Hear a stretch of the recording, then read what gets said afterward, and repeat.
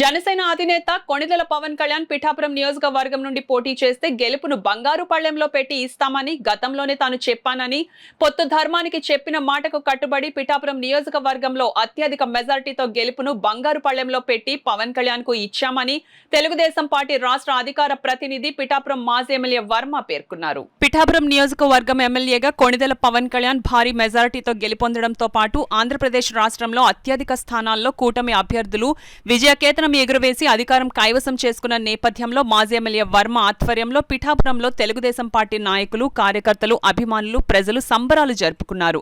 ఒకరికొకరు బిఠాయిలు పంచుకున్నారు. పెద్ద ఎత్తున బాణాసంచా పేల్చారు.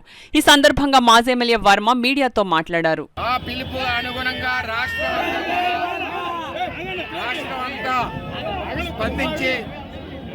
కూటమికి 160 సీట్లు పైచలుక ఈరోజు రావడం జరిగిందంటే అది చంద్రబాబు నాయుడు గారు, పవన్ కళ్యాణ్ గారు కృషి అని తెలియజేస్తున్నాం.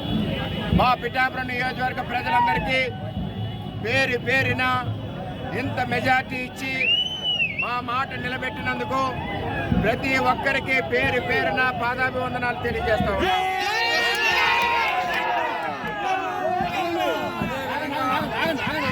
అదేవిధంగా రాష్ట్రంలోనే అత్యధిక మెజార్టీతో పవన్ కళ్యాణ్ గారిని గెలిపించినందుకు ఏదైతే మేము మాట ఇచ్చామో, పవన్ కళ్యాణ్ గారు ఏదైతే బాధ్యత పెట్టారో మా మీద ఆ బాధ్యత నెరవేర్చాం, మాటను నిలబెట్టుకున్నాం.